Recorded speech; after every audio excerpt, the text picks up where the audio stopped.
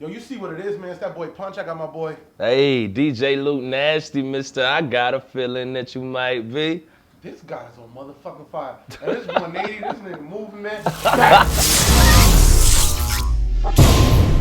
Alright, cool. So look, I just want to know this. Talk to How me. the hell do you come from like you nowhere and now you everywhere?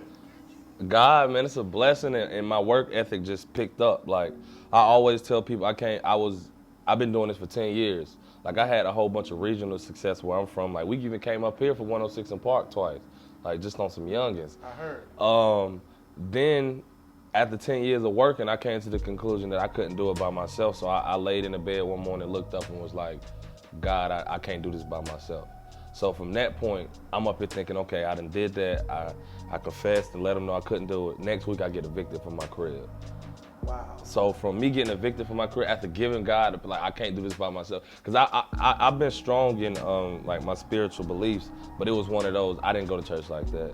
I ain't pray like that. Like, I just believe. Yeah. But it's more, you gotta let them know. So from that point, I got evicted, and it was like, I can't be like this. This can't be how I go out. This can't be how I tell my kids I was almost there. So somehow, a hit just popped in my life after, giving, and it was just a full force, and everything just fell into place. Amazing. So it was just dope, man. So then this record's popping because of God. Yeah. So God, I got a couple records too, man. What's the email? At Jesus, like I'm not mad. At Jesus at Yahoo. Yeah. Well, God is lit. You know what I mean? Yeah. I appreciate you. So let's talk about you're a brand new guy. Where you from? High Point, North Carolina. A lot of people, Fantasia from the same city. Okay. Went to the same church. All. Okay, so plug for the hook. Let's get this moving, Fantasia. Let's get to it. Tasia. I'm not mad at it. I mean, I was listening to your interview with Chewy. You know what I mean? I thought it was super dope. Chewy's dope as hell. Yeah. How is Carolina? How is it feeling out there in your city? You know what I mean? I want to reiterate that because it's such a different world from where we at. Yeah. See, a lot of times people don't understand, like, North Carolina, just Carolina's period. Well, I'm going to just say North Carolina, because South is a whole nother word. Yeah. But North Carolina is a big melting pot, which makes it hard for people that's born there to find themselves. Because you got a whole bunch of people from New York coming down. Yeah. You got South Carolina coming up. You got Tennessee, Atlanta. Like, it's all just becoming a melting pot. Correct. So with that, it's a whole bunch of sounds coming in. So you might got one city that want to sound like Atlanta. You got one city that straight bars like New York. Then you got the West Coast people. So it's hard to really find yourself musically.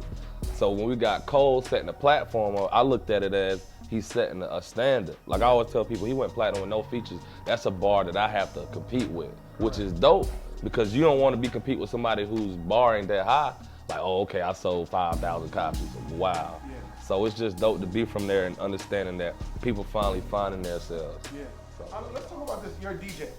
How the hell does a DJ go to have a record that now you get to play your own record?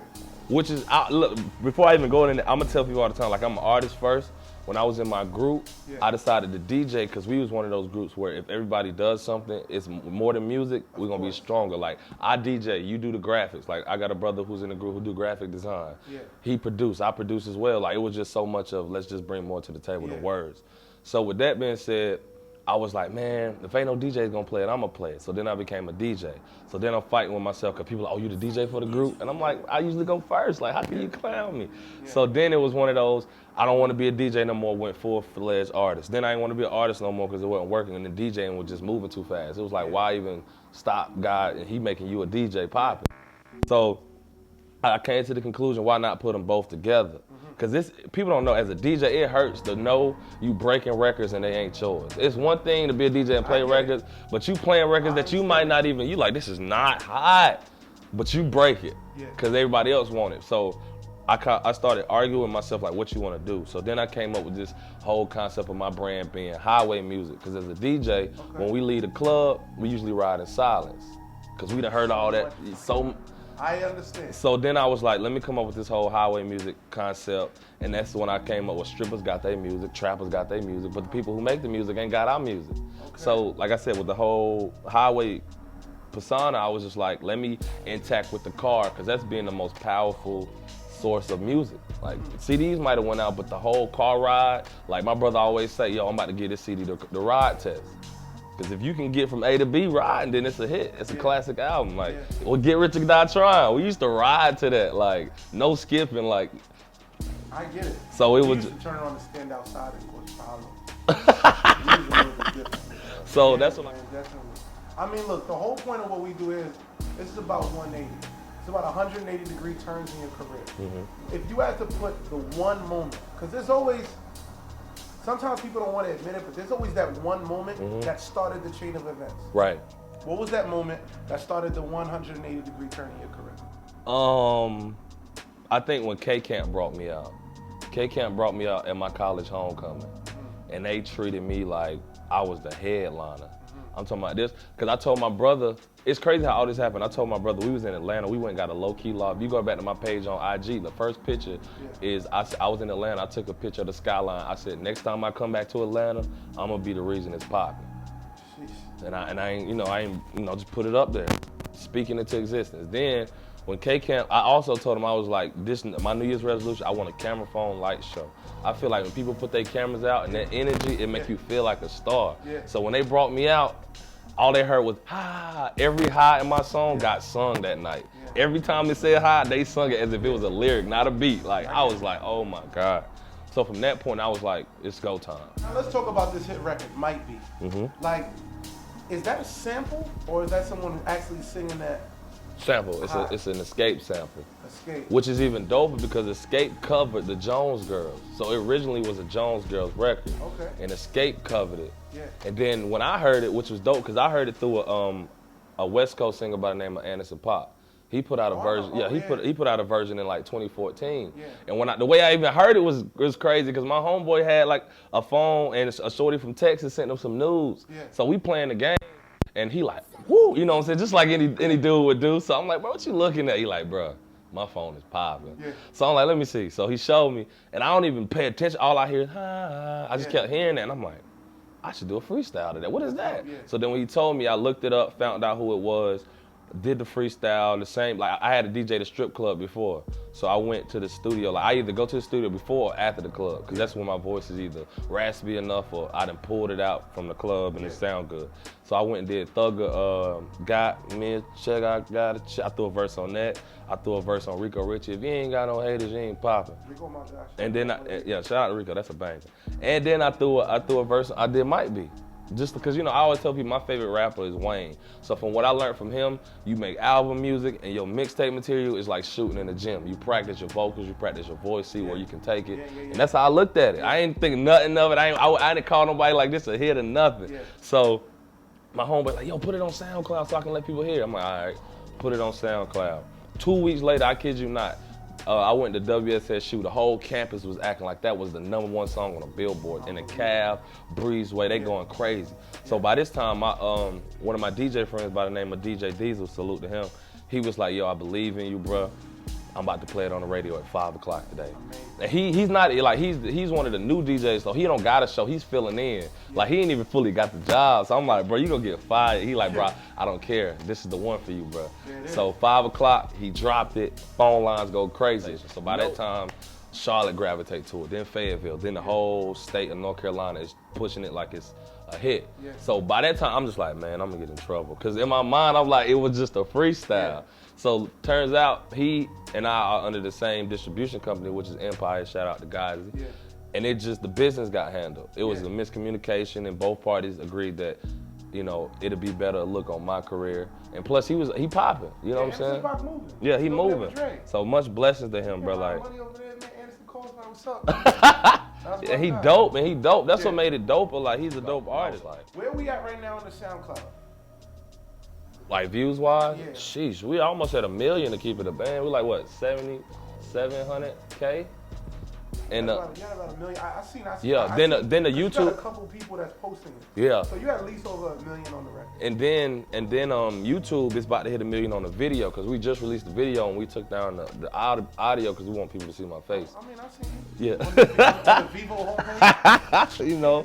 It's just working, man. They opened up a lot of budget for this nigga. But I always tell people it ain't even gonna knock on the budget. It was just me being a DJ and the power of the DJs is just so dope. Like, shout out out to MP3 Wax. They've been showing me mad love. I'm talking about like, it's a lot of things I couldn't do without them. Correct. Like from walking in, I met Efeezy in Miami. Like I know who he is. We just heard Dolph shout him out on the song. I think he famous. Like he effing up. Yeah, and he cool though. Like he called me, said you in here. He had all kind of artists in there. You had Timbaland over there. You had Fab over there, Quavo and them over there, Ray Shrimp. And he showed me love as if I was a mainstream artist. Like Luke is in the building, dropping bombs. Like the power of the DJ is at its strongest. So now my thing is, from that being said, I always tell DJs, like, know your worth, because a lot of people don't. Yeah. A lot of people don't understand that music is the most powerful drug on the planet. It ain't heroin, it ain't cocaine, because it hits the soul.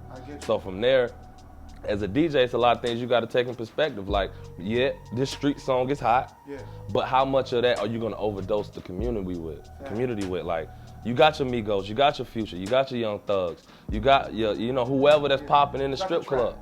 But what about the other 21 hours in a day? Correct. Like, you got to come to the conclusion of understanding that it take time. It might not, that song might not be hot right now, but that don't make it hot. Like you were just telling me off camera, like, you can make 1,000 hits, but if you don't make your hit, none of them gonna matter. Correct. But as soon as you make your hit, everybody gonna love everything that you thought was a hit. Yeah, talking about that, I see you got other records. Yeah. I see you got the records with my guys, TK and Cash. Yeah, family, and that was even dope. Dirty like, Diana. Yeah, it was dope, and the way I approached that was everybody think I'm on this whole sample thing. So I wanted to take a sample, an old school name, and put it with a strip club, and make people like, oh, that's pretty dope. And they family, man, was dope. Like they old heads, and I seen that you had Mano and 2 Chainz on the remix. Yeah, that was even doper. Like I said, shout out to MP3 Wax. Like Mano called me on the phone and we had a full conversation. And he was just like, yo, you know what I'm saying? He been telling me a lot about you, man to man. I'm proud of you. Like keep up the good work. If it's available, I'll look out. And I was like, of course. Like that's the OG. Like an OG from here reached out to me. Like I'm not one of those people that oh nah, I need such a money. I'm more of a genuine. Like it happened naturally. So with that, Mano called me. He did it. He knocked it out in like a week. Sent it back. No question. Sud was dope because Sud, shout out to Sud, he 2 Chainz DJ. And we from the same city, literally. Like the only reason I DJ other than my music is because all my team parties was Sud. And I was like, I want to be like Sud, shouts to Sud. So, but I never asked him for nothing. So when he went to Atlanta, it left all the parties open for me. So I took his spot. Everybody like, yo, you Sud now?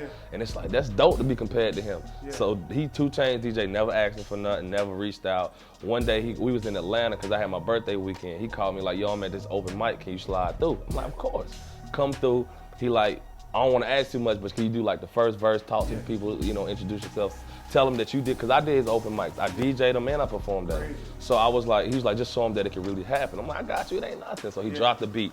Next thing you know, I'm talking like, yo, I'm DJ Luke Nastyy, the beat dropping. Then I hear my tag, beat drop, words don't drop. But me being artist mode, I kept rapping. I thought maybe my voice. So then I'm rapping, girl, I think. He like, hold on, Luke. And I'm looking at him like, what are you doing? So then he like, you my brother, right? I'm like, yeah. He's like, I rock with you and I do anything for you, right? I'm like, yeah, what's up? Next thing I heard, 2 Chainz, verse drop in the middle of everybody. Never heard it, never knew, none of that. Real. Holy shit. I'm like, bruh, chill. Like, I'm a very emotional person. Like, this to come from where I come from, like, and he blessed me. That's amazing. Then I met 2 Chainz during Super Bowl weekend, and he was like, you deserve it. Like, I walked up to him, like, I'm trying to introduce him. He said, I know you, bro, chill. He was like, you family. I'm like, you know me? So then he was like, you deserve it, blessing. Issa speak highly of you, so it ain't nothing but family over there at the street. That's amazing. R.I.P. Bankroll Fresh, man. Yeah. So listen, another thing that we like to do is we like to, just rap that first verse to the people, and then we can rap. I got you. What's going on? I got you. Is you rolling? I might be. You the shit. You the sugar, honey, iced tea. What I got a hint for? I'm a nympho on my Marshawn Lynch. You know what I'm here for. Hey, ride through the city and get. Take you to the crib and have one hell of a night. It's ironic cause we on cloud. Girl, make up your mind. Is you mine or you mine? Hey, Henny, what I'm drinking. She got Remy in a cup. She break down a weed. I break down a Dutch. Body like J-Lo after she had enough. What she do? She called contact. Now she trying to fuck. I got a feeling that you might be. Luke Nasty's that nigga, man. This punch, this 50.com. Lit. It's 180. We got him in New York. He feeling good. Feeling great, man. It is. Oh my God, there it is. It is.